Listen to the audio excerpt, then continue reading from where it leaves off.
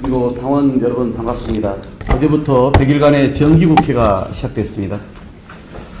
더불어민주당은 정기국회를 유능한 민생정당, 강력한 민주야당으로 국민 속에서 거듭나는 소중한 시간으로 만들겠습니다.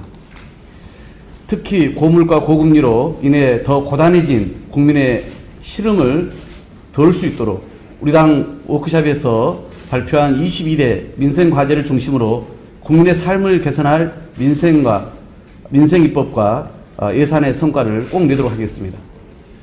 아울러 조금 전 대표님께서 말씀하신 것처럼 광주의 변화와 도약을 위해서도 원내 일당으로서 앞장서겠습니다. 광주 군공항 이전 문제는 이 지역의 오랜 수건 사업이었습니다. 민주당 대선 공약이기도 했던 만큼 확실하게 뒷받침하겠습니다. 전국 상생형 일자리를 이끈 광주형 일자리처럼 반도체 특화단지 조성 지원에도 최선을 다하겠습니다. 집권 뒤에도 고생을 시켜 미안합니다. 그러나 이 운명을 함께 짊어지고 나갑시다. 고 김대중 대통령님께서 대통령 당선 후 이듬해 여의도 당사 시무식에서 하신 말씀입니다. 광주 시민 여러분, 당원 여러분, 저도 같은 말씀을 드립니다. 민주당의 기대에 부응하지 못해 죄송합니다. 김대중, 노무현, 문재인 정부에 이르기까지 민주 역사를 계승해온 민주당이 분골쇄신하겠습니다. 민주당이 흔들릴 때마다 광주가 버팀목이자 나침반이 되어주십시오. 여러분과 함께 민주당 본연의 모습으로 혁신과 발전을 일궈나갈 것을 약속드립니다. 국정이 아니라 사정이 목적이었던 검찰총장 출신 대통령의 속내가 명백해졌습니다. 정치검찰이라는 윤석열 정권의 호위무사를 동원해 제1야당 당대표를 소환하겠다는 사상 초유의 일을 정기국회 첫날에 발표했습니다. 이재명 대표가 직을 맡은 지 불과 나흘 만입니다. 대통령실부터 믿을 수 있는 검찰 측근으로 가득 채우고 정부의 온갖 곳에 검찰 출신들을 꽂아 넣은 이유가 있었던 것입니다. 이제 윤석열 정부가 정치 보복을 위한 검찰공화국에만 몰두한다는 것을 모르는 국민은 없습니다. 민생경제는 뒷전인 채 전 정부와 야당 인사의 표적 수사만 넓혀왔습니다.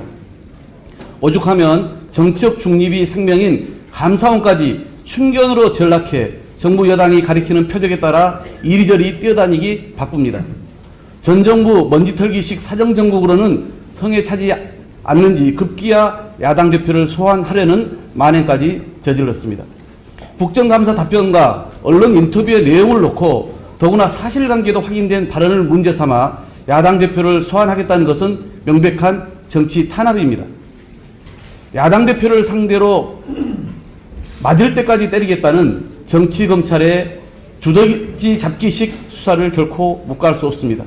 윤석열 대통령은 검찰총장 시절 진짜 검찰개혁은 살아있는 권력의 비리를 눈치 보지 않고 공정하게 수사하는 것이라고 말했습니다. 대통령 부인의 주가 조작과 논문 표절, 대통령실의 사적 채용과 수주 특혜, 대통령식 취임식 문제 인사 초청과 고가 보석, 신고 누락 등등 살아있는 권력을 둘러싼 차고 넘치는 의혹들에는 철저히 눈 감으면서 정치 보복에는 혈안이 된 윤석열 검찰공화국을 우리 국민들은 결코 자시하지 않을 것입니다. 한 가지만 더 말씀드리겠습니다. 국민 다수가 반대하는 법무부 위법 시행령이 어제 차관회의를 통과했습니다. 조폭 수사에 큰 제약 운운하더니 정작 법을 지켜야 할 법무부 장관이 위헌과 위법도 불사합니다. 보수를 위해서라면 어떤 범죄도 마다않는 조직폭력배와 다를 게 없습니다. 오만과 태도가 하늘을 찌르는 한동훈 장관을 앞세워 헌법과 법률마저 어기는 독주가 윤석열 대통령식 법치인지 묻지 않을 수 없습니다. 헌법기구인 국회의원 157명의 시행령 위헌 위법 의견서를 전달했지만 회신 한마디 없이 깡그리 무시했습니다. 위법 시행령의 직접 당사자인 경찰청 의견서도 반영되지 않았습니다. 윤석열 정부의 말 따로 행동 따로는 법치주의 근간마저 흔들고 있습니다.